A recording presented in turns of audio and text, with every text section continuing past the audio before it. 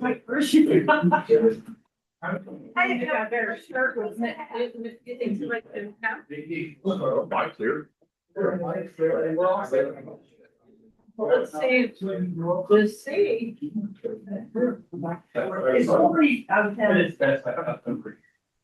There's that. How do you feel? How are you guys?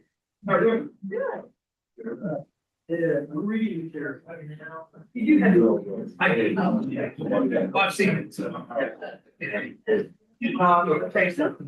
I had to say, I wanted to do about. I didn't see you today. I was out there. You were.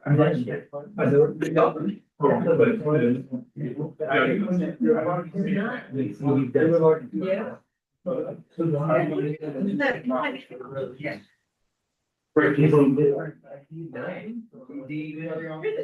Do you win? You already got to play it, that's when we'll go. Oh,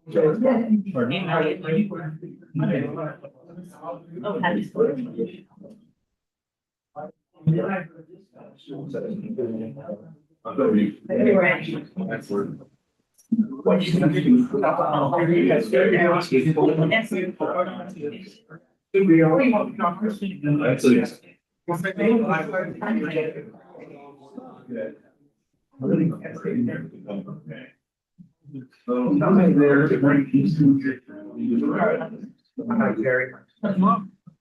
Coming home.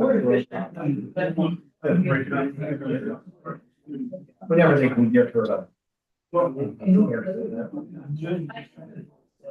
I was like, I got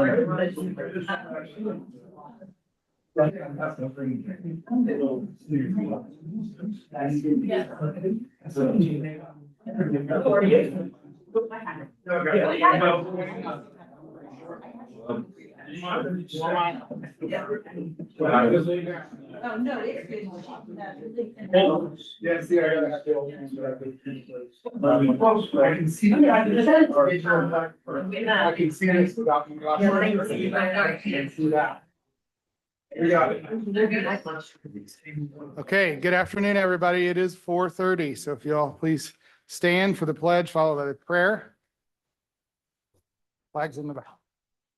I pledge allegiance to the flag of the United States of America and to the republic for which it stands, one nation, under God, indivisible, with liberty and justice for all.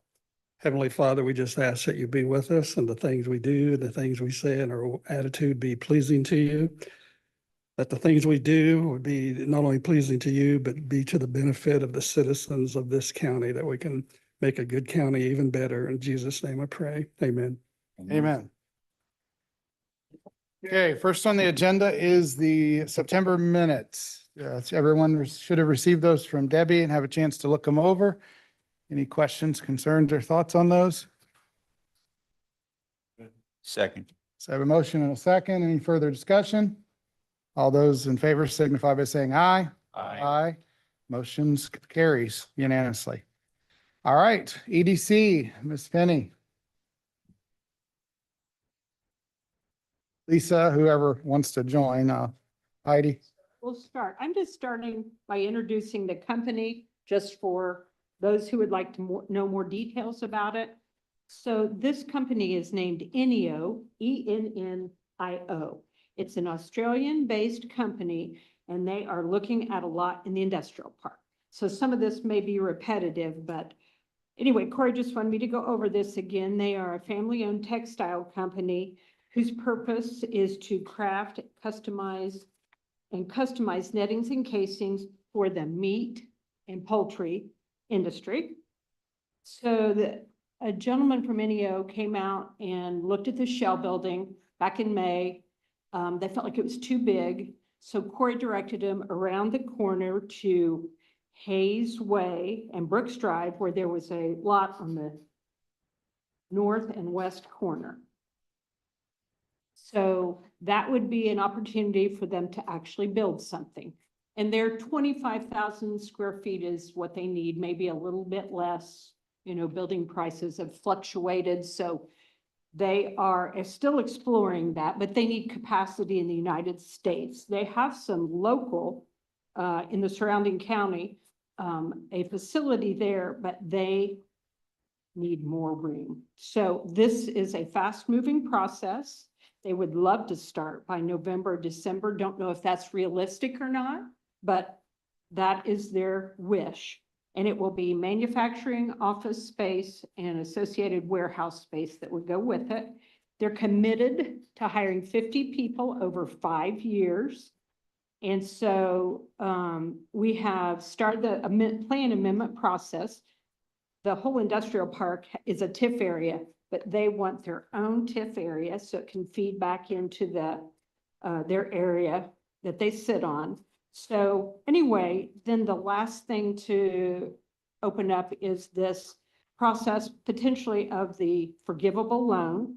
So those are things that these girls, Lisa and Heidi, can answer some questions about in just a few minutes.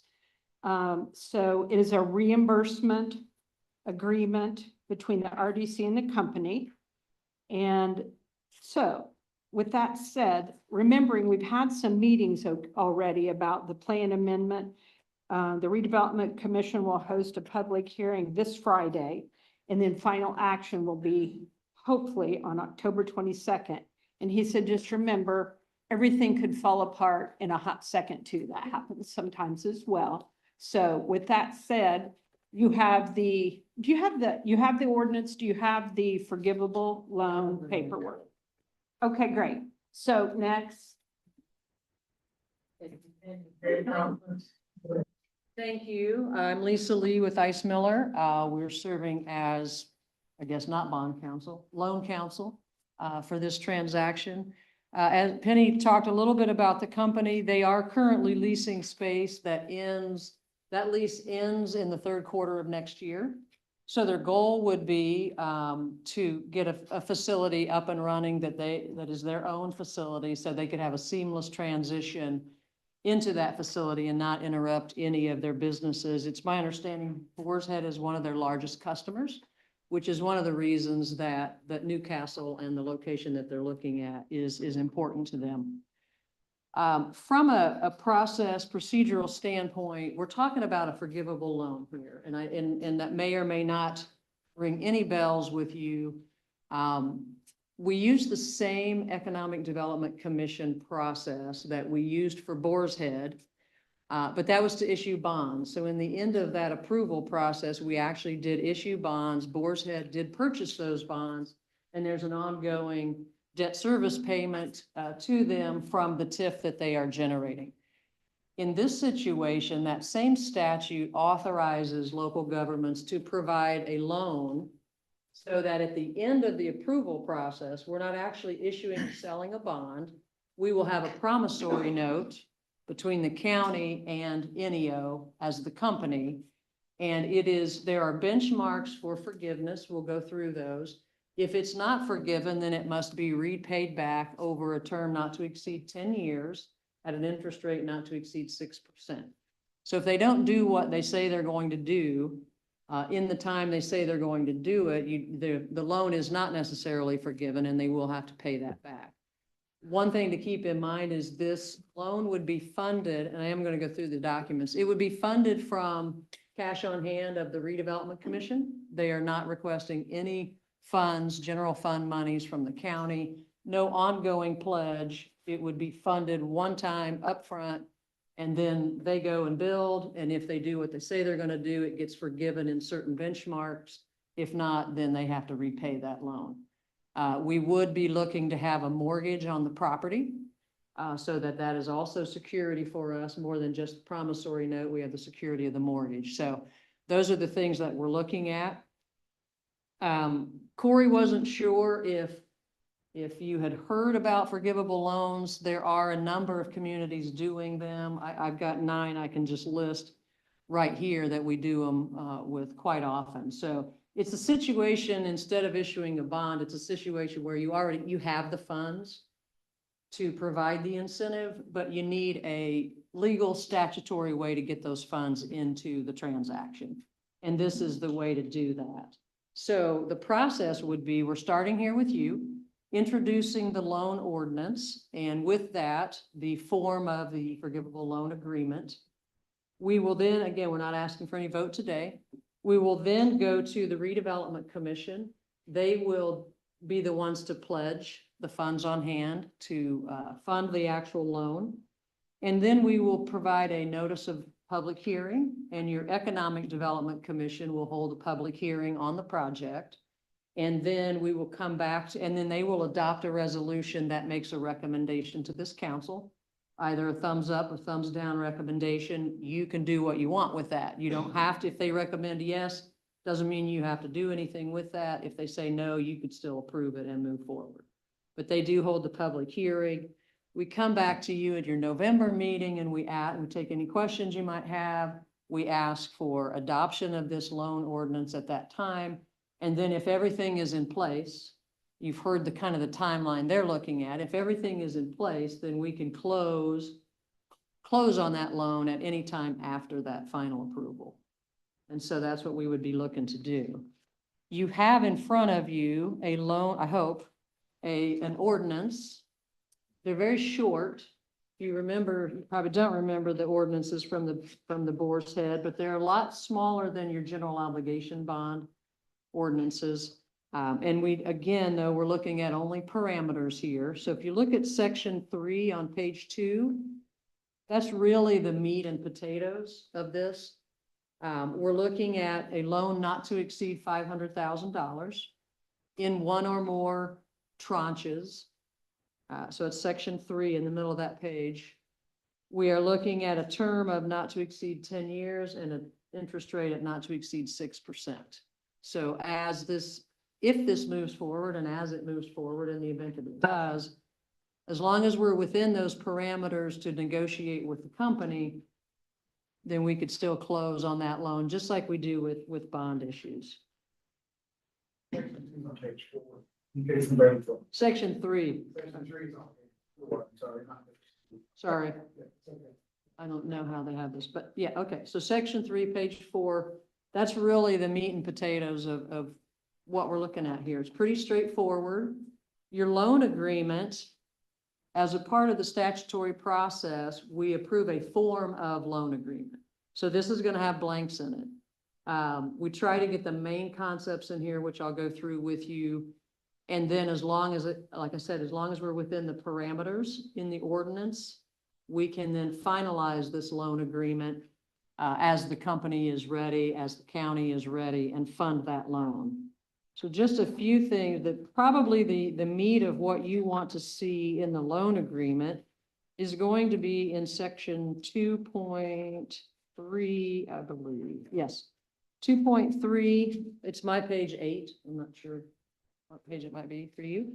So 2.3 really is talking about the loan and the forgiveness, and it refers to the exhibits, and all the exhibits are there. So we don't have, there are some blanks in the exhibits, but the exhibits are there.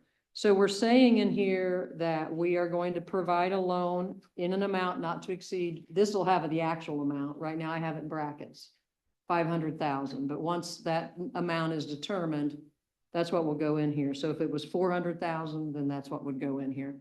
Right now we're looking at one draw. The redevelopment commission is looking at funding all of it up front, whatever that loan ends up being. If you go to exhibits, A is the actual note itself. Very straightforward, very simple. Not decided yet whether, if they don't forgive it, whether it be payable at maturity or payable semi-annually over 10 years like we do other debt obligations. That would be an attachment A to that exhibit. Exhibit B is the initial disbursement form. That's what would go to the county auditor so that she has record of what is being dispersed by the redevelopment commission for her state board of accounts. Exhibit C is really the one you want to look at. This is your forgiveness benchmarks. And these are the ones that, and this is up for discussions. If you have different ones as you think through this before the next meeting. We don't have exhibit A or C. Yeah, it's on the back page. On that page. Oh, Yours not. no. Two-sided? All right, sorry. That's okay. So I'll pass this one here, the couple right here. Sorry about that. None should have it, then it's exhibit C. Okay. So what we're looking at for forgiveness is nothing would be forgiven until the project's actually completed. So there's no benchmark, construction level. So the first, I think 50%, now I don't have it in front of me, but I think the first 50% is forgivable upon completion and certificate of occupancy. So now you know they've actually completed the facility, it's passed inspection, you have a certificate of occupancy. So 50% of that loan would be forgiven at that time. Then I think if they're in business for 2 years and still operating after year 2, another 25% of that loan would be forgiven. And then at year 5, if they're still operating and they've created the 50 jobs, the final 25% of that loan would be forgiven. The idea right now is that interest would begin accruing from the date we provide them the loan. And so at forgiveness, so upon completion, 50% and any interest that had accrued to that date would be forgiven. And then interest would continue to accrue on the remaining 50%, et cetera, until it's all been forgiven. Okay, and if they complete it, but by year 5, they don't have the jobs and we're not forgiving that last 25%, then we will provide an amortization schedule that Baker Tilly would put together to attach to that note. So we would have it done that way. And then I think there's also an exhibit D. So there is a mortgage, a form of mortgage on there that's exhibit D. And then the final one is an acknowledgement of forgiveness.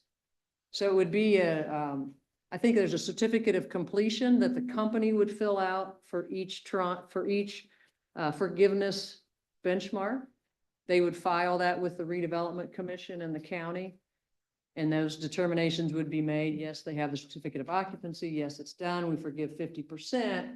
They would fill out the first document, the completion document, and then the county would sign off and say, okay, yes, we acknowledge that 50% of this has been forgiven at that point. So there are documents to continue to execute through that 5-year period. That's really what you have in front of you. It's pretty cut and dried. We don't have a third party. We're not trying to go out and sell bonds. Strictly trying to get this company into a location that works for them and works for the county. With that, I would be happy to take questions.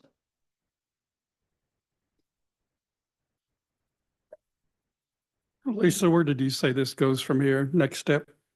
The next step, it's going to go to the Redevelopment Commission. And the Redevelopment Commission has got a couple actions at that time. They'll hold a public hearing. Penny mentioned that there are some amendments to the TIF area happening.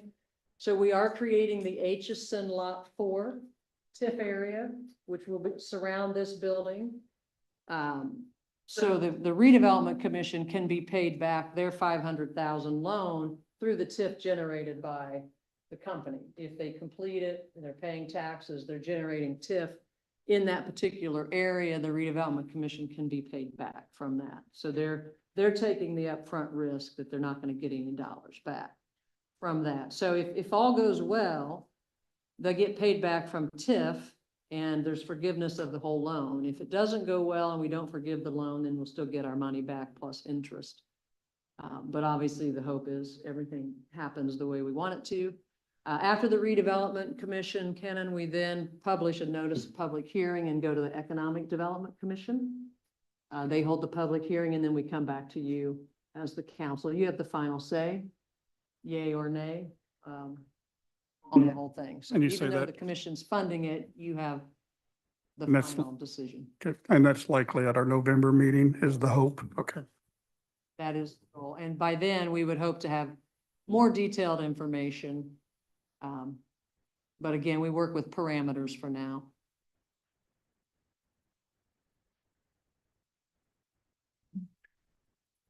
And Heidi's here to tell you that the commission has the money. Sorry. I was gonna say that, that I sat on the RDC as the representative for the council. We've talked about this already. I mean, we do have the funds available. So it's not that it would, we do have the funds available as in the cash on hand to be able to do this. And, while this is not the norm that comes before this council, it's not an abatement, it's not something like this. This is a factor that think partly driven by the speed of which they want all this to happen. So giving this cash influx up front, getting this building and all that things. So it was definitely a good option, I think, from what we could see from that perspective. So Yeah, I think go ahead. I was just gonna ask Chad, does the RDC have monies for bridges and culverts? The RDC does not have an unlimited amount of money, but yes, we- Just serve and benefit. are they in the TIF district? I could make that finding, Ken, you know I could. Yeah. Roads, next roads. That's- It's not that hard. Draw a straight line. That's all you gotta do. With a couple of right turns. Yeah, yep. Any other questions for Lisa or Heidi or Penny? Ladies, I appreciate it. So we don't need any action tonight. This is just informational only. We'll hear back in November, hopefully ready for us to make a decision. Yeah, Joe, I don't know what they have to technically do to introduce the I think ordinance. to introduce it, probably we just needed a number on it. It's the next one. Whatever the next number is. Okay. 25.5. Okay. Okay. Yeah, so I'm just noting the record, you introduced ordinance 25.5. So introduce 25.5. Okay. Thank you, everyone. I appreciate it. Okay. Let's see her. Angela?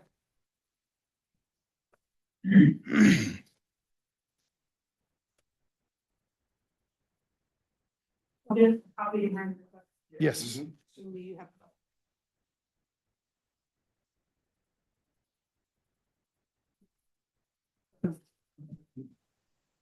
Does anyone have any questions for Angela in regards to this request? So this is coming out of the 1159 cash on the end of, and the unappropriated in that fund. I know you sent us some emails and we saw this, kind of been in the works for a couple months now, I guess. I had it backwards. Yeah. I'll do first and stop straight. We're good. So, but, no, I mean, I know you guys are doing, this is to just do some additional there at the, repairs and upgrades and purchase some equipment for the facility. So, any questions for Angela? No questions, just to make a statement that this is, I commend Angela for doing this because this is not her responsibility to help increase things and do things for the Emergency Operations Center, but she knows how important getting that center up to par of what we need for a true emergency operations center. So the fact that she has stepped up and is using part of her funds to do this, thank you. Welcome, and we're part of that team. I mean, and I'm excited for Troy to get everything finished, and I hope he has a little bit of an open house to kind of show you what we can do and what that looks like. We had what we needed during COVID, and Mr. Huffman did a fine job at that point. But, everything's updatable, and the things that we can do now with the tables and the amount of people and, having electricity at every seat for each person that's down there it's going to be really nice. I guess my question is, everything costs more today than it did 5 years ago, 10 years ago. Yeah, How many tables does I'm going to ask that. 20,000 buy in 2025? I'm going to get my phone because I texted Troy before you convened the meeting. I said, Ken and Gray will ask me how many tables. I'm glad you know me after 7 years. 18, a total of 18 6-foot tables that are nestable and rollable, and they all have power Okay. connecting to them, so that way. So they're not like these tables. They're actually, They're fancier than these. yeah. Yep. So about 1,100. Okay, that's what they cost in 2025. Oh, I know. I cry every time I try to do something. I will make the motion to approve the additional appropriation. Okay, we have a motion and a second. Any additional comments or questions? Okay, all those in favor signify by saying aye. Aye. Aye. All right, passes. Thank you, Angela. Appreciate it. All right, Joe.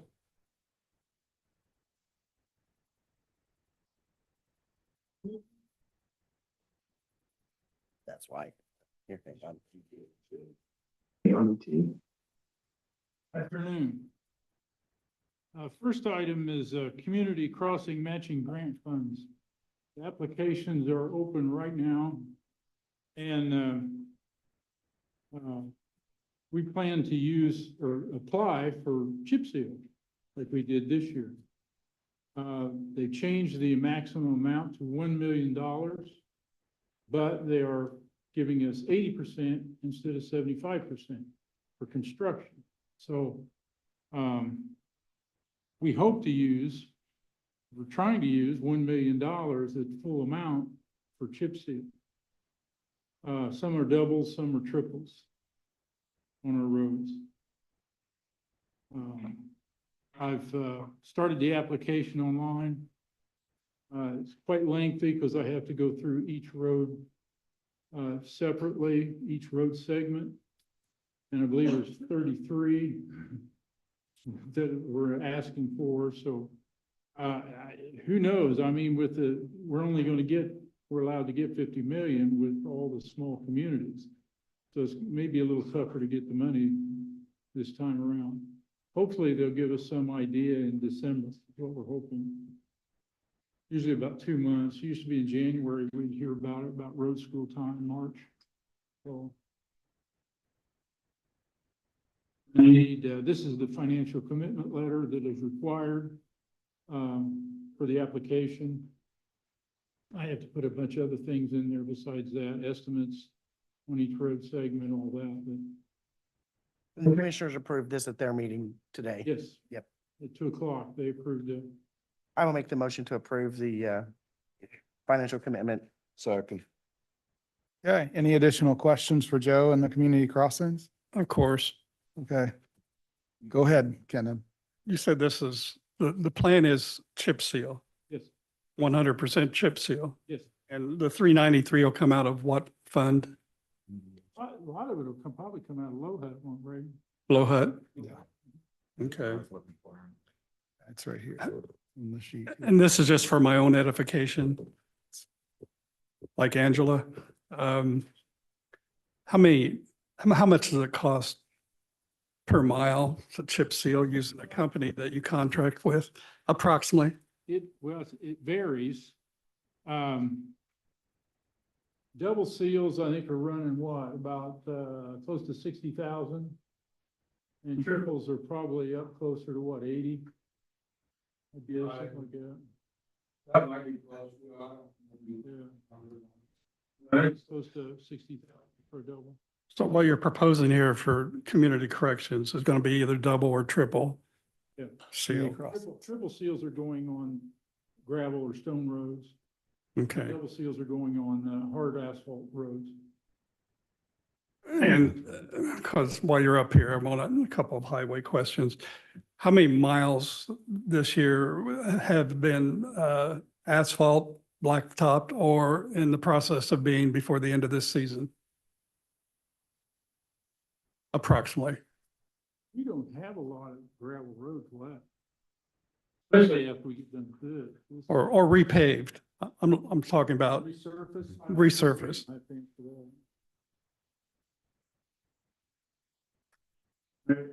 I don't know right off. That's what I was thinking. I'm not charged with it. I think we're roughly around 15 miles right now. Okay. And this is all done by our highway department, and there's been no contracting out of repaving. The contracting out has been chip seal. Okay. All righty. How much is it per mile to repave? Depends on how much asphalt you put on. I would say right now, we're looking probably on a single lift, what, 85 to 90,000 material only? That's 76,000 ton. Yeah, probably in the 85,000. There's a price of that per ton on bitumen or asphalt. Has that stabilized since COVID? Because I know those 2 years it just skyrocketed. Pretty much stayed the same, yeah. Okay. I get asked that a lot, so thank you for the information. I appreciate it. Any additional questions or comments?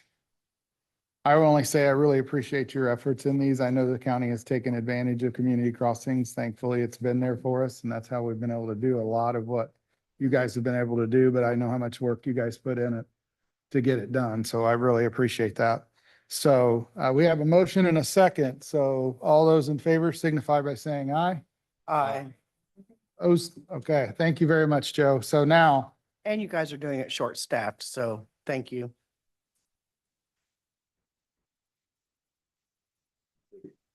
okay. So your old man approved paper next. Thank you. I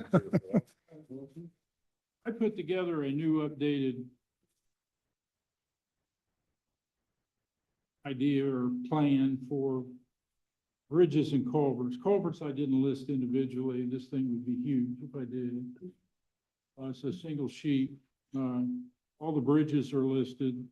I put down there miscellaneous large culverts. I'm putting in about 750,000 a year. We're having culverts that are costing $150,000 each. The bigger ones. And we've got several. I mean, there's been what, two big ones this year, right? Pretty good size. Four. And they're costing us money. Now of course, we get quotes on all the culvert material. They're precast concrete. Because the pipe's not big enough to handle the water flow. I have put in some federal aid jobs. You'll see the yellow. The yellow stands for our share of the total amount of the bid estimate. And then the state puts in, or the feds put in 80% of that. Bridge 115 is on here. The one on 400 South, east of 103. And also Bridge 143, which needs a superstructure replacement. It's on here. We're gonna ask for federal aid for it. Now, in the past, we've asked, in another county, I've asked for 3, usually. I get 1. I've asked for 2 here, I get 1. Counties around Marion County, one of them asked for 5, got 5. So I don't agree with that because we're the ones that need it the most because of our situation with dollars. And I know this one county because I spent 27.5 years there. Their bridges are not that bad. But that's my light take up with the legislature. So just these bridges listed here alone are estimated at almost $9.8 million. Yeah, including bridge inspections and Bridge inspection, culverts. Bridge inspections are getting high price too. I mean, it's, contracts are getting up to $400-some thousand for a 4-year contract. And the state's requiring more and more and more when they do these inspections. It's getting worse all the time. So next year, potentially after the bridge inspections, there may be other bridges added to this list. Well, Potentially. not so much more bridges, but costs are gonna go. Costs will go up. Yeah, Okay. costs are gonna go. I'm estimating, probably 20% more Mhm. on some of these contracts because of all this requirements. All the requirements. And the feds keep changing the way that they have to evaluate these structures. They're getting more nitpicky about them and they're rating them lower for certain things. So our bridges may get rated lower and may require more load limits, okay? So Mhm. that's not something to look forward to. That's the way it's going. What does the PE stand for? I think I asked it about 6 months ago and I've slept since then. What PE? Oh, that's design. Okay, PE's design, of course, right-of-way acquisition, land cost, construction, and the construction inspection. If you see CE, that's sometimes referred to as construction inspection. is 400 South still closed? Yes. Is it going to be for until 2331? Could be, our consultants, and I don't know if I told you this last time, but there's what they call moment cracks in that bridge, and you don't see that very often. And our consultant thinks that something very, very heavy has went over that bridge. And I don't think it's a one-time deal. Cause that kind of damage. All right, the cracks are underneath, close to mid-span, and they're wide cracks. That shouldn't happen. There's no temporary, Maximum moment at the mid-span of a bridge. And you shouldn't see those cracks. there's no temporary fix. I mean, there's not enough duct tape or baling wire to, because that fixed everything on our farm. And the concern is, because I met with Braden and Joe last week before last. The concern, because the load limit is 17 ton, which is the size of a school bus. It's not the next farm truck that would potentially go over it or the school bus that would go over it. Let's just say a farm truck drove over it that's 40,000 pounds. It's the minivan that may come after it that could potentially, because 17 tons is, and Joe explained to me and drew it out because he's an engineer and I'm not. I mean, when he draws it out of where the damage is and the failure, I'm going to call it a failure for lack of a better word, it is right at that maximum point of the arc, right in the middle of the bridge. And There is a yeah, vehicle, there is a trailer, truck trailer that we've seen that was designed and made for Michigan. mhm. It holds 12,000 gallons of milk. It has what, 9 axles under the trailer? Mhm. And I've been told that people have seen that cross this bridge. So the question, I'm going to see if I can get our consultant to do a load rating for for a bridge in general, with that type of weight on it and see what they say.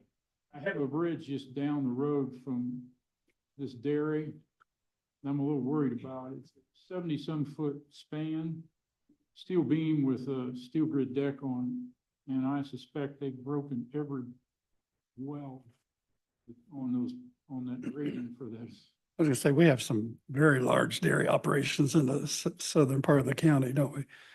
We've got one in county and one just on the county line. Right, yeah. So I think a gallon of milk weighs about 8 pounds per gallon, and just the load of the milk is 96,000 pounds. So you're in excess, what, 120,000 Uh-huh. with the trailer and How long is that span? where, The 400 south? it's 3 spans. And I'm not sure, it may be 20-some foot apiece, something like that. You and I, The problem is you're putting all that weight in one particular area. You're not spreading it out. If it's a short span bridge, it wouldn't be so bad. Yeah, It's a way to be off of. right. You and I have spoken in the past. I know there's several counties, and you've done this before too, have used railroad flatbed cars as a steel infrastructure. That would not work in something like this. No, it's not long enough. Even several, I don't know if there's any mid support in that or not, or I've used it in one location in Hancock County, 500 west back to the airport. And the problem is those flat cars are 80-some feet long, okay? But they have small 8-inch beams over the wheels. Well, I can't use those 8-inch beams. I've got to cut it back to the full depth beams, which are, some of them are 24, almost 36 inches deep. And I have to cut it back to there, which it makes it about 50-some feet long. we talked about in our budget hearings, looking at Cume Bridge. But if this is a hypothetical, if we were to adjust that and increase it like I've recommended for 5 years, you wouldn't have the monies until 2027. This would not affect this 2031 completion at all. Is that Is what listed here, is that 2031 is when you think this could be done? Well, the problem is when you get federal aid, then you have to go through all these different checks,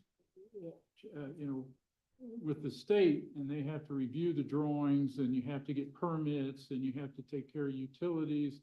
And I mean, it's quite a long, drawn-out process. And a lot of times it'll take 5 to 6 years to get that thing to letting.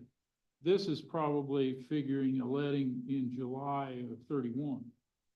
Now, if we can get it done prior to that, designed and ready to go, then we can ask the state if they have any additional money laying around. Sometimes they'll give it to you if they pass some. If, say, a project didn't go because it got held up and they have additional money, they may be able to give it to them. They've done that before. Well, but I would think maybe 2030. I doubt if they could go 2 years. I doubt if I've done. So finally, there's a legitimate possibility that this bridge to the airport is going to be closed for the next 5 years. If we get something moving quicker. What would it take to move it quicker? I mean, we could do the Cume Bridge, but With private funds, Yeah, additional appropriation out of our cash reserves would get it done. that's the only way you're gonna do Mhm. it. But I think, I can get it designed and have it ready for bid. Be close, we could probably bid it next year, but I mean, I gotta get permits too, DNR and IDAM. It would be more toward the end of the year. So construction could start maybe over winter. But for sure, they'd be working on it in 27. All right.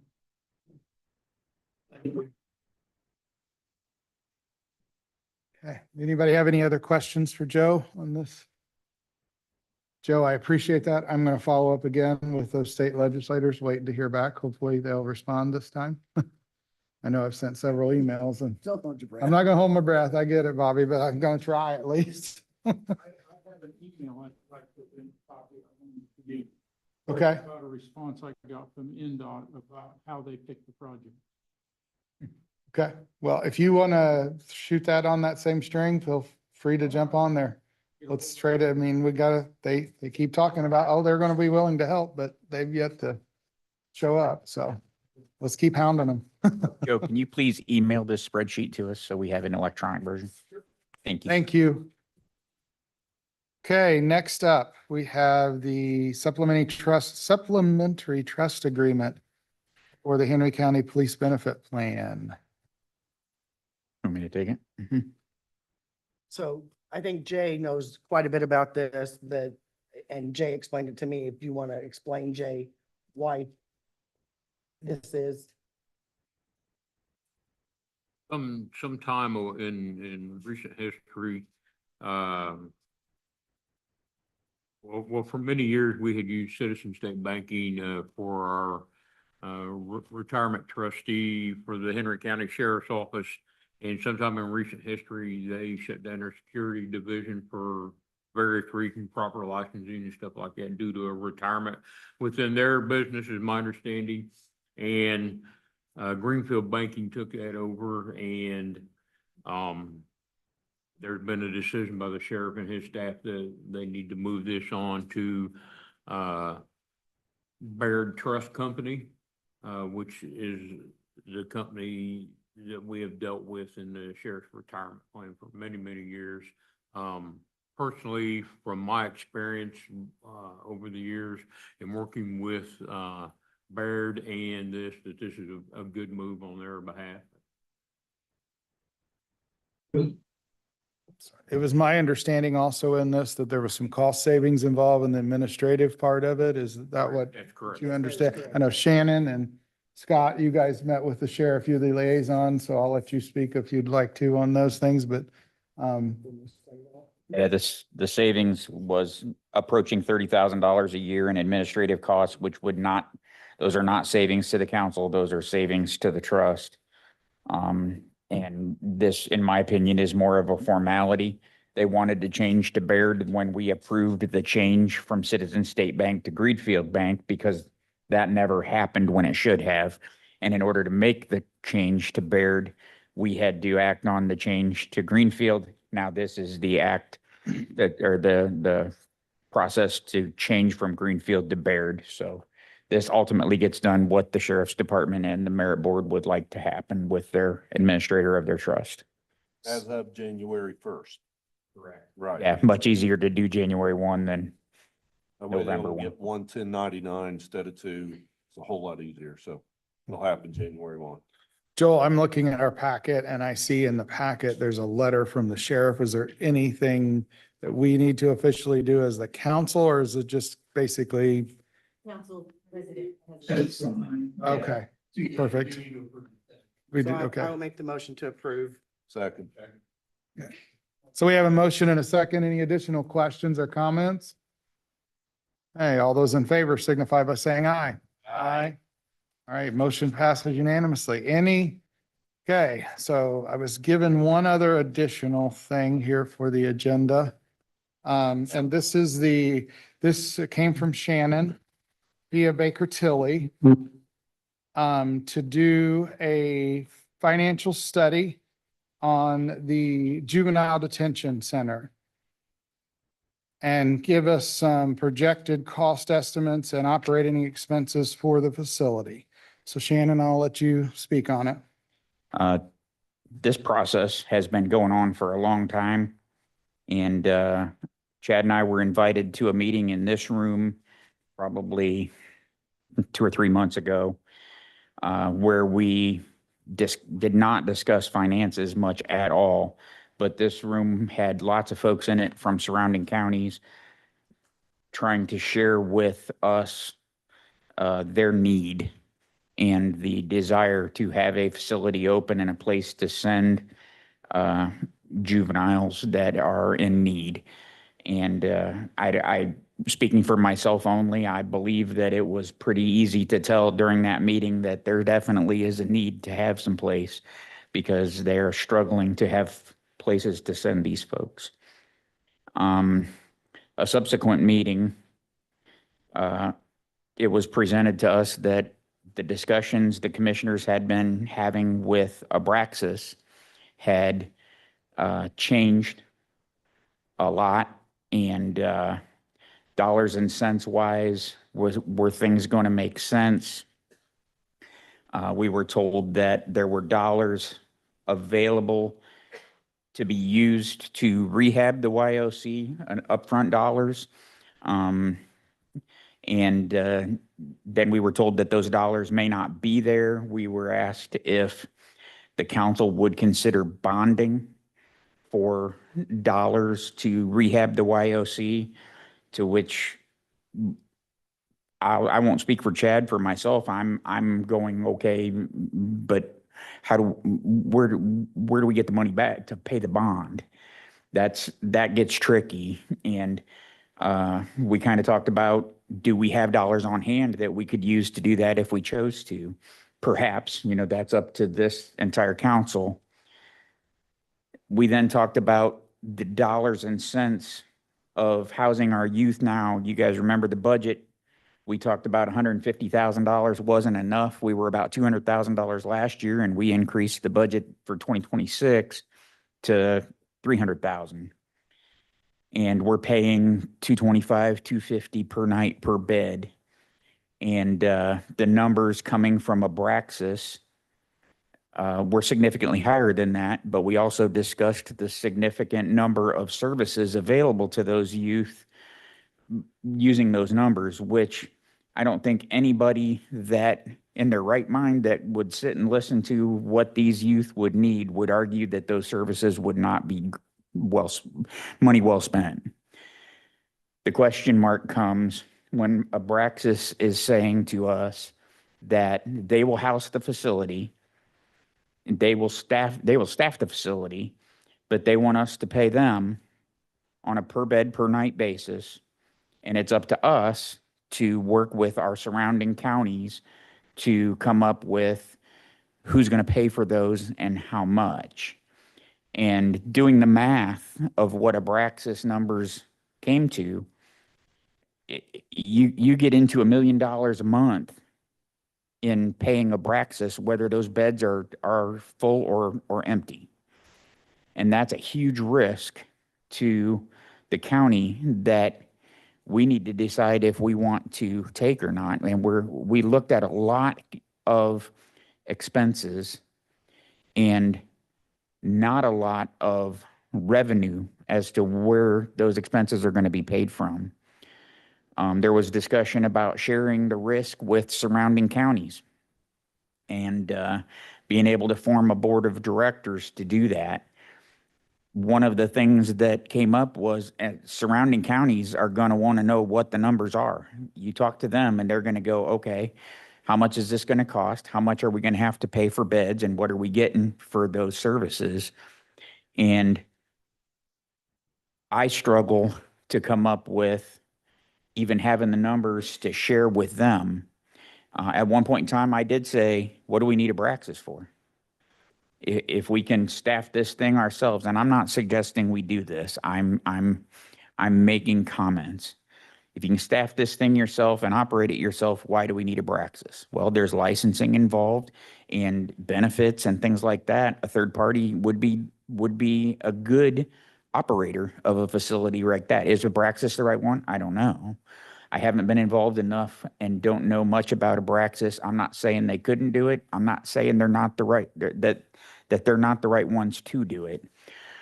What I said during the meeting is, if it's a financial decision on whether to spend $1.5 million or $2 million to rehab that facility, and then a financial decision by the council to support paying $1 million a month to Abraxas, whether those beds are full or not, I'm going to struggle supporting anything that looks like that. And I don't know what those numbers look like. And I'm the one that looked into Johnson County's budget. I looked at what they spent. I looked at the money that they are bringing in revenues. And I looked at grant dollars that they are receiving. And all the way from 2019 to 2024, I looked at those numbers. And in 2019, the amount of dollars they were bringing in and the amount of the budget for their juvenile detention center were almost identical. And slowly from 2020, well, in 2020, it took a dive, but we all know why. Slowly, though, after that, they were really far apart. The cost it took for them to operate that facility and the revenues that they're bringing in, even with grant money, is leaving a deficit. I have not talked to Johnson County. I have been invited to a meeting in Johnson County tomorrow. I intend to go.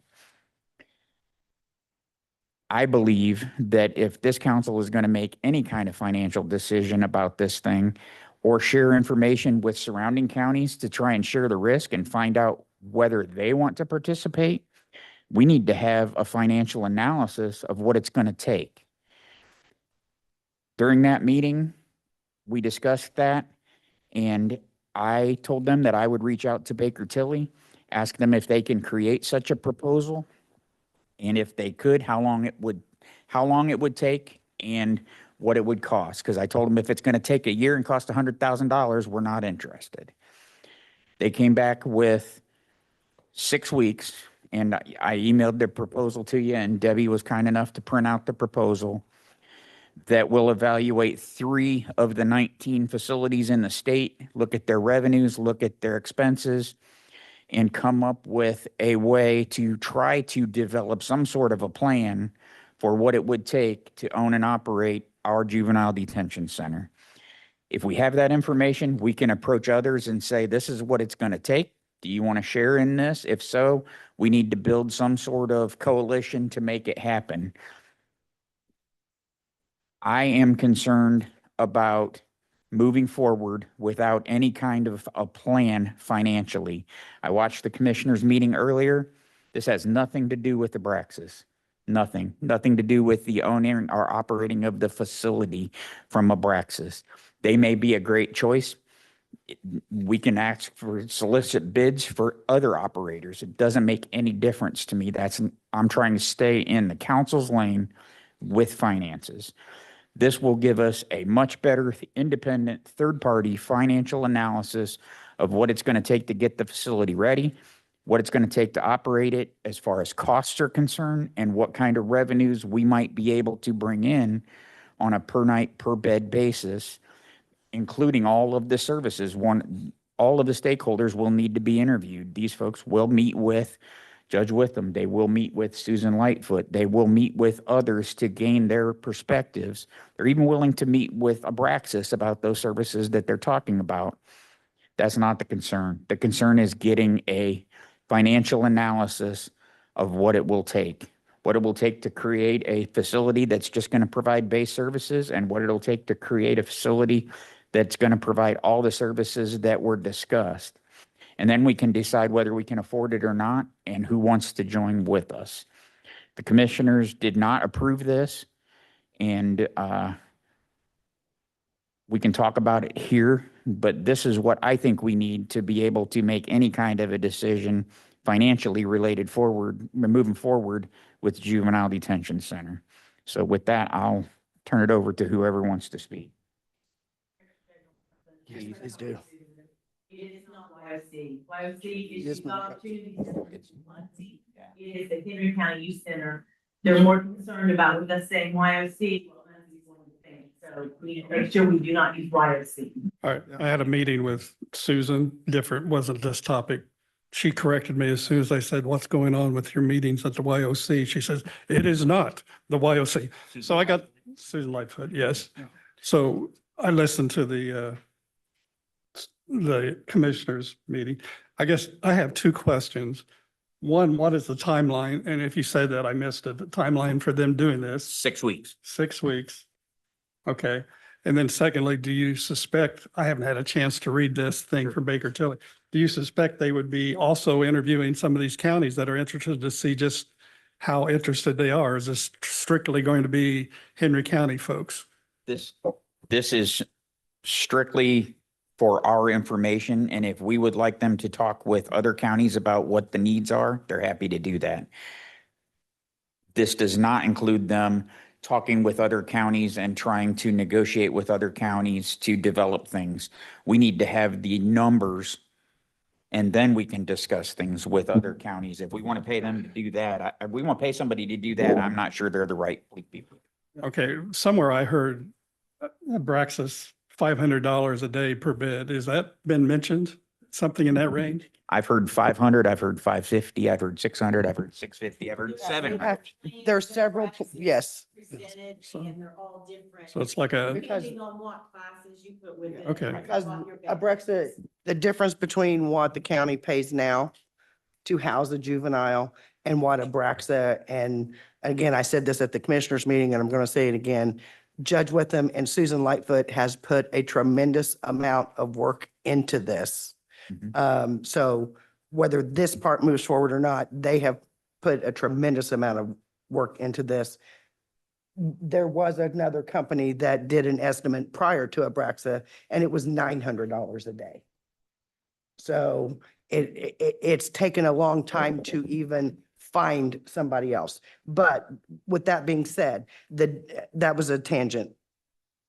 The $225 or $195 or $300 that we pay per kid per day is just to house them. No services. We are just locking them up. The 500 or 600 includes services with that. The other thing that I am going to comment on, because I noticed that it happened at the commissioners meeting and it happened today, except we got a copy of this at 3:00. This was done off itinerary and nobody was given any documents prior to review. And I, as a council member, have a problem with documents being presented last minute that somebody wants me to vote on when I have no opportunity to read or ask questions or to come up with other questions or whatever. So I would respectfully ask that in the future, nothing off itinerary comes up at the end of the meeting unless it is an absolute dead dog emergency and cannot be, because it's not fair to the council members to go, okay, let me look over So here. let me respond to that if I can, please, because that is what Susan and Judge Witham, Susan Lightfoot and Judge Witham expressed to Shannon and I in the last meeting. That's can't fine, delay but- this. but This we was are- just we received are- by I Shannon. received this at 7 o'clock last night. Last night. I and understand so- that, but I'm still saying, I we were understand. given this at 3 o'clock this afternoon for a 4:30 freaking meeting. I It understand, is but not fair that's, to the council members to not be able to review. This could have waited to the next meeting. okay, well, the Well, reason we didn't is because Judge Witham did not want any delay, as little a delay as possible. And our next meeting does not come up for a full month. And so that's why it was decided by me that to respect all of the effort that Judge Witham and Susan Lightfoot have put into this, that we needed to bring it forward at this time. That is the reason we did that, because if we would have held for another meeting, that's another month that this I delays this understand, entire but process. Shannon said So he got that's- it at 7 o'clock last night. I've received several emails through the months at 7 or 8 o'clock at night of documents. We could have gotten this last night to been able to. Well, I didn't look at it later, so I appreciate that. And I did everything that I could to try to get this to a point, and up until after the commissioners meeting, I didn't have the number of beds corrected in this proposal. So the proposal that you got is a corrected one that I actually got this afternoon. So I understand, and I don't like to vote on things that I am handed to at the last minute as well.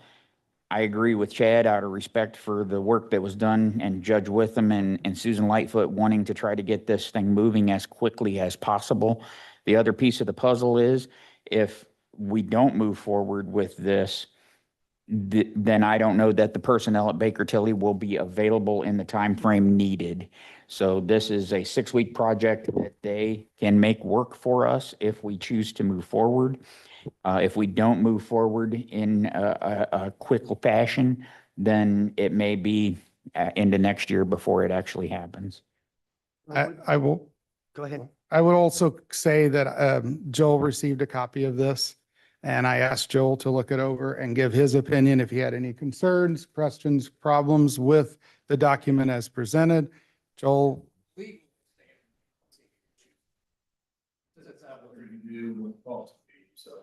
Well, with the commissioners voting or not passing it, it won't, if it gets brought back up, won't get brought back up till their November meeting, which I believe coincides with our November meeting as well. so according to our legal counsel, we can hire consultants without the commissioner's permission. Joel has confirmed that the council, this is a fiscal body. The fiscal body can employ consultants directly without the commissioner's approval. And that was what I was told today. So we don't necessarily, if we're doing a financial study for the council to understand the financial impact, we don't necessarily need the commissioners to approve it, if you will. So if we took action tonight, we could actually move forward immediately without a delay. As long as you're paying for the funds. Where would the funds come from? So we currently have $90,000 in our reclassification fund, just a little over $90,000 that we still have in reclassification, which would obviously more than cover the $19,000. This is the max rate of 19.6. Oh, that's in our council budget then. Yes, Okay. it's in our council budget. Angela, Angela? did you have a comment? Yes, ma'am. I heard this twice, Shannon. So we have 7 counties that adjoin us. Correct. I run into this a lot with the things that I do, and I know you're thinking regionally, but if each of those counties chipped in $2,000, that's $14,000. You know what I mean? Right. Toward the study. Yeah. And I appreciate, I totally, I don't disagree with that. It's just the trying to converse with 7 counties in a timely manner for that small of amount, where I would love, they would have to all, they would have to all go and vote in an open public meeting to be able to do that for this. No, we couldn't, they can find it, but they have to approve it in an open public meeting. It can't be just spent out of their. We unless could somebody ask wants to them donate it out of after their the back fact. pocket. We could ask them for reimbursement after. We the could fact. ask them for later, but I think the bigger thing, I think what Shannon brought up is the potential of them coming in where the bigger numbers is, the $1.5, $2 million in renovations, the expenses is, I mean, we're looking at $10 to $12 million a year just for the contractor. And then on top of that, we'll still have the maintenance of the building, the operations of the building, any potential staff that would need to be added from a county perspective. So there'll still, that $10 to $12 million. Now, again, we don't know what the revenue is. I will tell you that in the meeting with Judge Witham, all the commissioners and Susan Lightfoot, every single one of them agreed that this facility were operated a loss. There's a potential that it could operate, it could be self-supporting eventually, but it'll operate at a loss for a while. They don't know how long the while will be or how much that loss will be. That's where this study is going to be imperative to come into play. I even said in the commissioners meeting, I agree with the study. I'm just trying to help brainstorm. How do we get it done? How do we start tomorrow? Yeah, and I think the easiest, quickest answer is if this council pays for it out of our reclassification that we have there and our available funds to us. And then if we want to try to get a reimbursement in a future date, that would be, because in the grand scheme of 10 to 12 million, 19,000 is not It isn't. an insurmountable number. Question to you then. When Baker Tilly does this, Mm. first of all, I know they deal with all local governments, but do they have clients such as this, hospital corporations or different things? Okay, so they've got experience with that. Yeah, their proposal lists a number of their experiences and relationships and work they've done. Are they, I know that you were not paying them to talk to these 7 counties, but our success and our bed ratio will depend upon these 7 counties. Absolutely. How are they going to factor that in if we're not paying them to talk? So to them? what they're going to do is go to these other counties and get an idea of expenses versus revenue from these other facility. And they're just, so basically what we're asking Baker Tilly to do is give us an operational budget, what it's going to cost. I just thought- They're not going to do that where Yeah, I think. we'll talk to them comes after in, the and I know fact. that in talking to the commissioners, there was a discussion like, I'll give Johnson County for an example, since I met with Johnson County last week at the AIC convention. I will tell you that Johnson County, out of their own general fund budget, they're a much larger county, a much larger budget than we have. They subsidize their juvenile detention center at a pretty hefty number. I mean, the number that was thrown out by the auditor was over $2 million that they subsidize outside of their revenues. So if we had to, and they only operate a facility of, I believe, about 40 beds.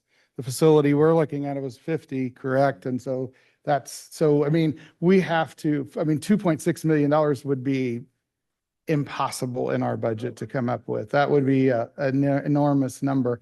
I want to make sure that when Baker Tilly does, I mean, it doesn't do any good to pay $19,000 and then they don't count that Randolph County is going to send us approximately 6.2 kids a year.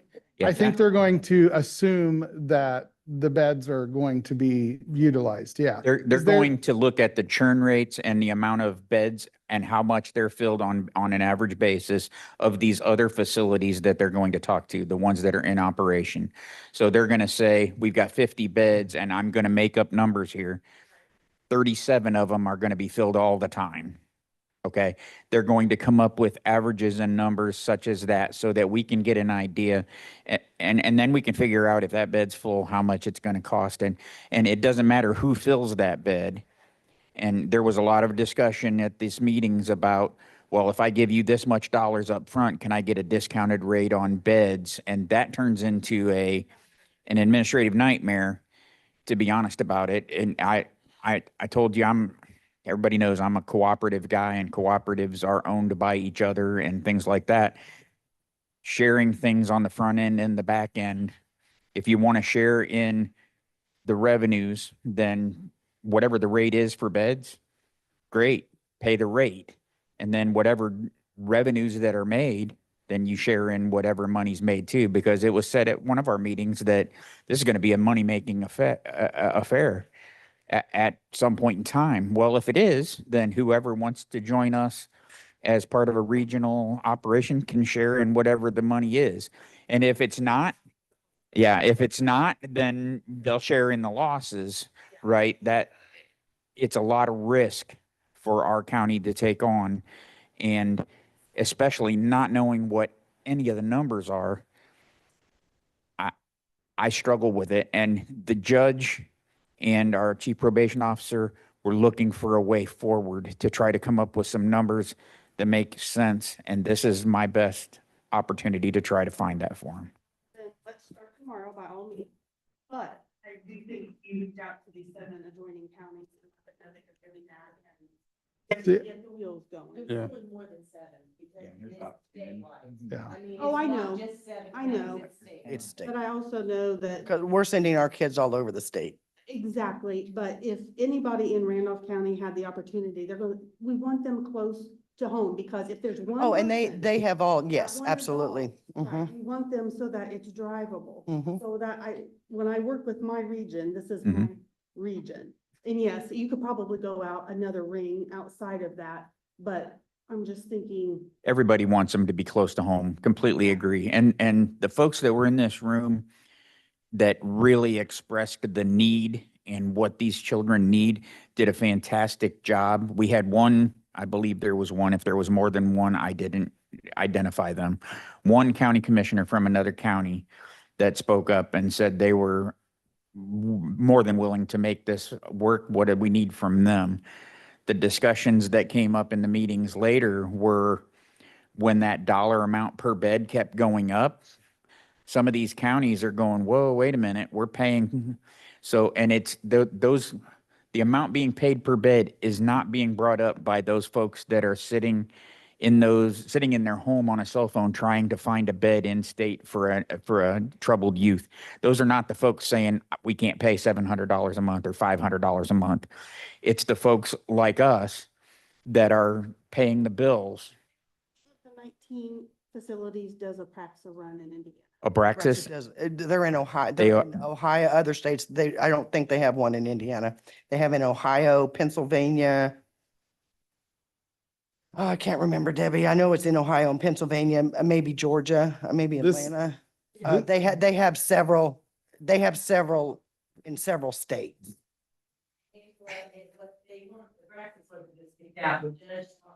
Yes, yes. It wasn't, they just didn't pull one out here. No. Genesis The- 23. Yeah, No, I get that, and there's lots of things that go on in Indiana that we wish were different or whatever, mhm. but, again, if you're gonna buy a widget, sometimes it's easier, it's cheaper to buy it at home than it is to go 6 states away, and sometimes it's not, so. These are just things that inquiring moms. I would agree with Angela. There might be some utility and merit to them asking Baker Tilly if they think there's any merit in conversing with some of these other 10 counties. that's the first thing they said when we brought it up is you guys need to make this regional. And I'm like, well, that's exactly what I brought up at the meeting we were at. Oh, wait, but that's what, Completely. so sorry. That has been the conversation since 2023. Don't This is not brand new of being regional. So sorry, that just hit me because we've been talking about this with the judge and Susan, and it has always been the discussion of making it regional. I think part of the problem is the council's not been terribly involved in these discussions, except maybe in 2025, except for a visit out there at our old center a couple years ago. I agree that those two, Judge Witham and Susan Lightfoot, have put a tremendous amount of effort and research into this. I served with them on JDAI, which stands for Juvenile Alternatives to Incarceration, which is kind of, and I've talked to them after those meetings. I know they've done the work, they've done the research. I know they're frustrated because they've put so many months and months into this. I think this would be money well spent. I talked to Jason, and I think every commissioner and council member who were at AIC talked to Jason about this topic. And my question to Jason Similar from Baker Tilly was, do you have people, you know what the topic is, you know what we're dealing with. Do you have people at Baker Tilly that are knowledgeable about this kind of thing? And he said, yes, we have people that deal in this specific type of manner, this type of topic. And I think these are the people they recommended here. I personally would never, currently without this kind of information, vote for a bond when I have so little information, don't know the fiscal impact of anything. It sounds like the discussion as far as money's concerned have kind of wavered from this amount to that amount, and depending on how much you're willing to do, Henry County versus what Abraxas does. I think the needs are great to have the extra, more than just housing, more than just a bed. I think Newcastle Schools ran the educational part of the youth center when it was in operation. We had special ed teachers. We had a principal that was hired from Newcastle Schools. And it ran, I think, pretty well and fiscally sound until the state changed the rules. And a lot of these places closed. Now, I heard this at the commissioners meeting this afternoon. There were how many of these facilities statewide? 19? I don't know where they're at. I don't know if 10 of them are in the donut counties and Indianapolis and one or two in Fort Wayne and South Bend. And I don't know. But if there's 19 of them, surely we can talk. And Johnson County must be one because you brought it up. And I heard Steve mention Knox County, and they closed theirs and about to build another one. I just have a lot of questions. This would help me answer some of those questions because I don't think the council's been terribly involved. The information I've siphoned has been just informal talks after our JDI meeting. I attended one last year, and I'm not sure I was welcomed at it in the courthouse, but I attended anyway, and I got information there. But I would say 5 out of 7 members here know little information that probably fill a thimble.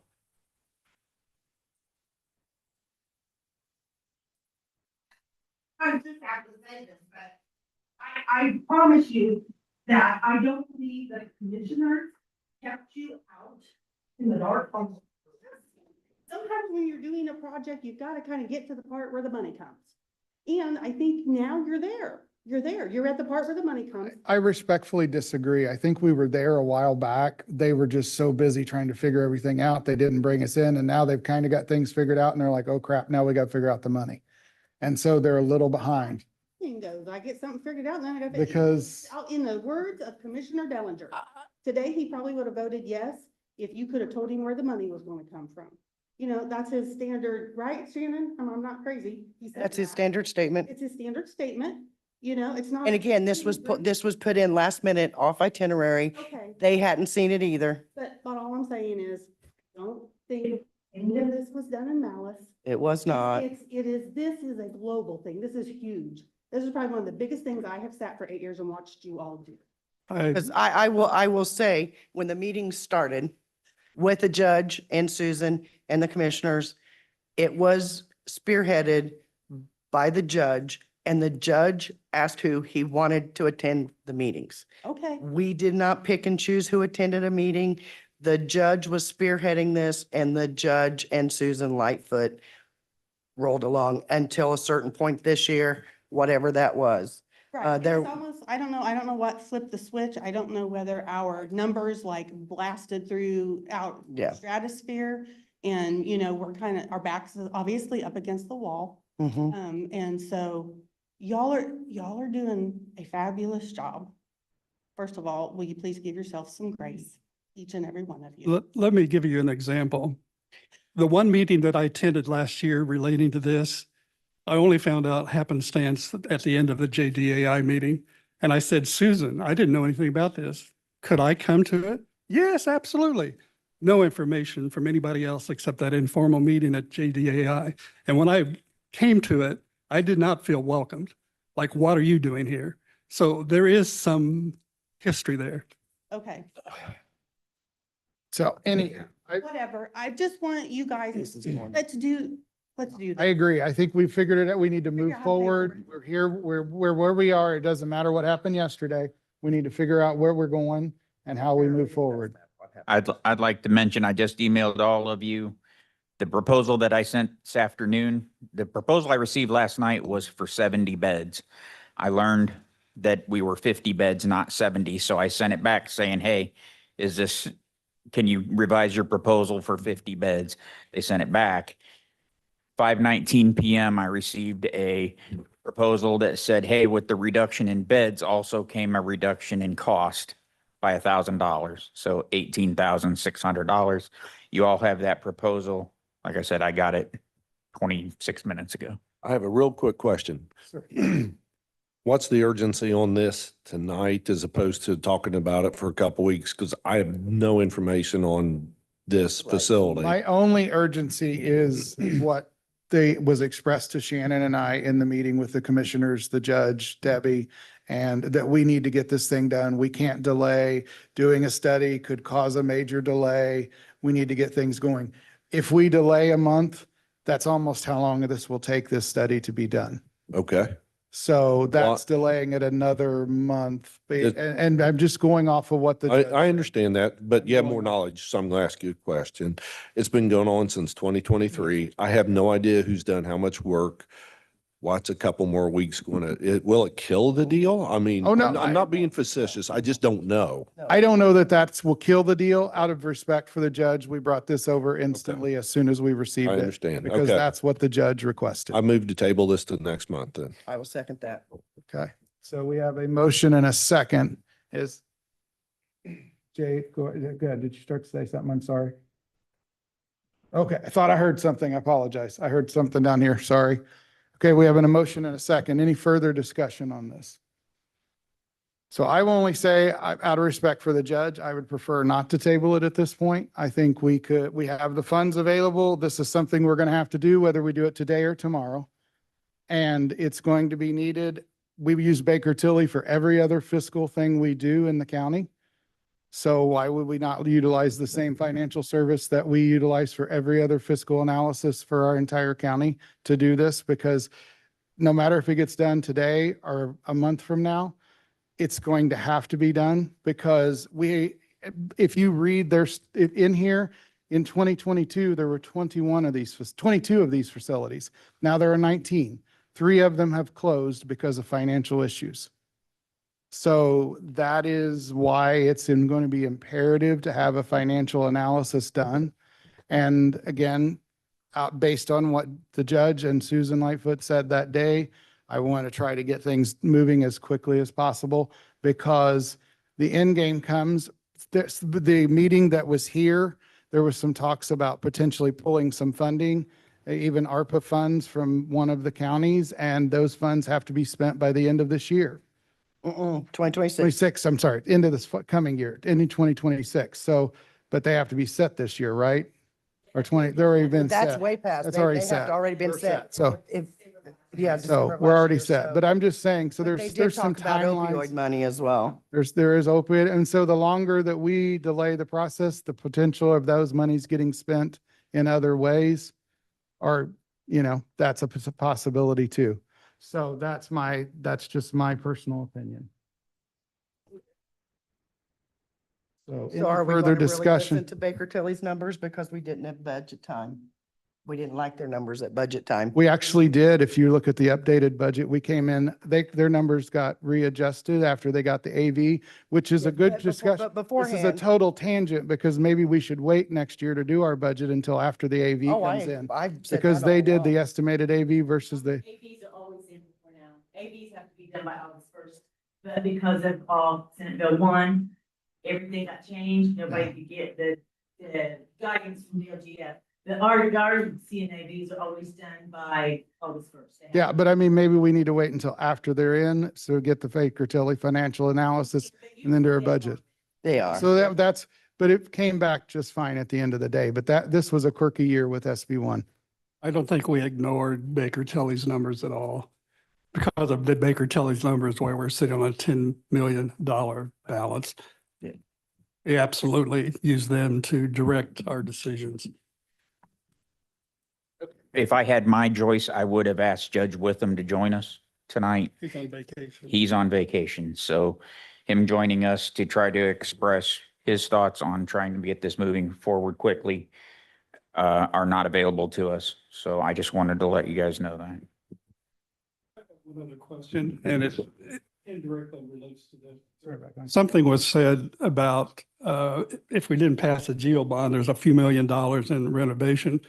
Where would that going to be paid at if we didn't issue a bond? Is this part of the $5 million courthouse being set aside?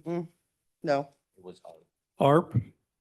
And that was because ARPA said county buildings, yes. and this is a county building? Okay, that answers that question I had. Okay. Mike, Jay, any other comment before we take a vote on the table? Yeah. Everybody, anybody else that's already spoken like to say anything more? Okay, so we have a motion and a second to table this until our next meeting. I'll take a roll call vote, so we'll have Jay. Hennon, Okay, the question is, whether we're going to table or not. no. Shannon, No. Bobby, Yes. Scott, Mike, Yes. I'm a no. So the motion failed. It failed 3-4 against. Okay, so do we have any other business or questions or concerns or thoughts that anyone wants to bring out on this study? I'll move to move forward with the $18,600 study. I'll second that. Okay, we have a motion and a second. Shannon, I assume you're talking about using reclassification funds for this payment? Yes. Okay. So I have a motion and a second. Any further discussion on this? I'll take a roll call vote and I'll start down on this end this time. Mike? Where we vote, what is it? We're voting to move forward with the Baker Tilly study at a maximum cost of $18,600 on this facility No. Classification. from reclassification, yes. No. No. No, only because I haven't had an opportunity to review all of the documents. Shannon? Yes. Yes. Okay, motion fails. So the motion fails. I would have been a yes for the record. Motion fails 4-3. I So, would suggest to bring it back to the next meeting when everybody has an opportunity to review all of these documents, especially the updated document that Shannon just emailed to us. Maybe it may have a different outcome. okay, so last item on our agenda is the change of location for the meeting. I assume we found out that the renovations are going to take longer than anticipated. Actually, because meetings aren't set, we booked this from through March of next year. But because those meetings aren't set, I just figured we'd do it till the end of this year. Okay. Because you won't set next meetings till January. Sure. All right, so we're setting this as our meeting location. We're going to go back to the second Wednesday, correct? We made a Yeah, change they this just time didn't because do of a, this one. because of a training session in here tomorrow. So we're going to move back to the second Wednesdays of the next month, which we shouldn't have any holiday interference or anything. I know we used to do it on thirds, but second Wednesdays of the month. Any thoughts, concerns, questions about that? The 12th and the 10th. Okay, we need a motion. I'll make do a that. motion to change Yeah, that, to- just continue to keep it here. Okay. Yeah, you'll go, but it was just, this was just a one-time deal. So I have a motion. Do I hear a second? I have a motion and a second. All those in favor signify by saying aye. Aye. Aye. All, okay, immediate motion passes. Anything additionally from the council? Mr. President, I was wondering if in the future we could set a time, unless it's an emergency, a time limit for our agenda and items presented on that, so that we have time to review and make a decision ahead of time. That- Really, we've always said 48 hours. 48 hours. Yep. But I don't think it was. And I understand that there can be emergency situations, and I understand the desire to look at this Baker Tilly agreement. But this is, I think, the second or third time that some information has been presented to me that I've not been able to see prior to the meeting. And that makes it hard to make what I call a good decision on that. Yeah, I mean, that is the normal, but So I know- believe I'm sorry. I believe the commissioners is 4 o'clock on Monday before their meetings. Everything has to be in. 48 hours. or 48 hours. That's the advertised agenda, but since we're all elected officials, we all have the ability to do exactly what gets done, and then it gets decided on whether or not it moves forward. There's nothing that I cannot tell you what you cannot do as an elected official, Jay, is what I'm saying. I don't think we have the legal authority to set that. Am I correct, Joel?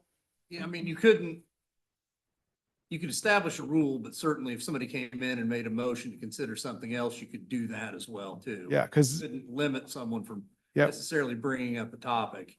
Yeah, I mean, that is the accepted rule, but like I say, you're an elected official, you are duly elected by the citizens of this community, and you have the ability to do just, bring something to that's why I always ask when we close the meeting, if there's anything additional from the body, because you have the right as an elected official to bring that forward, whether it's on the agenda or not. We all have that exact same ability. And so I don't know that we can say you can't do it, sorry. But I mean, the accepted rule is for Norm, yes, we should try to give it 48 hours in advance. Yeah, that's the It is accepted one. difficult. I think we all could have a topic come up Yeah, that needs discussed, and sometimes more urgent than others, obviously. And that's just why I was asking. yeah. I mean, I think in this case, Shannon received this last night. And he didn't even have the 48-hour ability, and knowing the urgency that was portrayed to us from the judge, that I think was why he brought it to this body. Because he felt like it was important enough to bring an emergency situation. So, but I do appreciate what you say. But like I say, I don't know that we have the authority as collective to tell you as an individual elected official what you can and can't do. I'm sorry. But I mean, the general accepted rule is we should try to give 48 hours. We should try to get Especially if with it's something Debbie. something this important that we have to vote on that we haven't had time to review. Yeah. I mean, it's just not fair. Yeah, Because you guys have talked about it. You guys have had the conversations with Baker Tilly. You guys have done all of this, and we're coming into it blind. Yeah. No, Shannon has. I've not. Or whoever. spoken to Baker Tilly once. Yeah. Or whoever. I was told it was you both. Well, that's incorrect. Off of this, just so you guys know, when you talk as your liaisons to your department heads, let them know that I need to know by the 23rd if they need an additional appropriation, because I'll have to get it advertised for your November By the meeting, 23rd of October. because you have to have it advertised for your November Okay. meeting. So that gives me time to advertise it before you might, if you talk to them and anybody.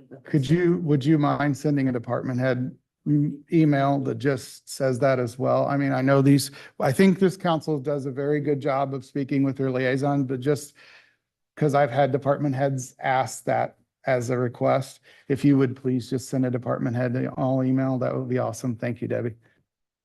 Okay, anything more you've got, Debbie? I Anything just else? needed to make sure, because you guys will have to do those at your. Yeah, we'll have to. Anything from the crowd? Just go ahead. Sorry, one quick last minute thing that I hate to bring up. This is more so just a courtesy to give you guys a heads up. I received a quote just this morning from Motorola for some portable radios for dispatch. Ours are very old and outdated, technically no longer supported. And they have a trade-in promotion going on right now, where we can trade in our old ones and get $500 to $800 per radio off of new ones. These will be pretty critical for if our radios were to go down, backup center type situations. I presented it earlier to the commissioners. They did approve moving forward, obviously dependent on funding. I do have funds in reserve. They will need an additional appropriation. I know I obviously can't request that now because it hasn't been advertised. I don't know if there's an issue since the commissioners have approved it with going ahead. I obviously won't have an invoice or pay an invoice before coming back with an additional in November. Just not sure. So more of a courtesy to. Since the commissioners approved it, he's going to go for an additional appropriation. Go ahead, start the appropriation process. Okay. So you can get Debbie a letter by the 20th. You go ahead and order them. I would order. I don't think you can spend the money until they have the approval. Right. Order contingent upon getting the appropriation funds. But maybe you can talk to them and say, hey, I mean, they've worked with government Right. a lot, Right. you know. I mean, I don't expect that, obviously, I would have an invoice or pay it by then. Uh-huh. But yeah, I mean, I can hold off on the whole process Okay. until after, if that's. what Yeah, I think until you have the appropriation, additional appropriation that won't be able to be done until November now. Okay. That would give you the funds to pay it. Okay. Yeah. That works. Thank you. Anybody have anything else? Motion to adjourn. So moved. Let's go. It's done. I didn't realize that the printer failed, it printed the signature page, you just sign this line paper, I'll stick it with the minutes. You don't know, she's signing.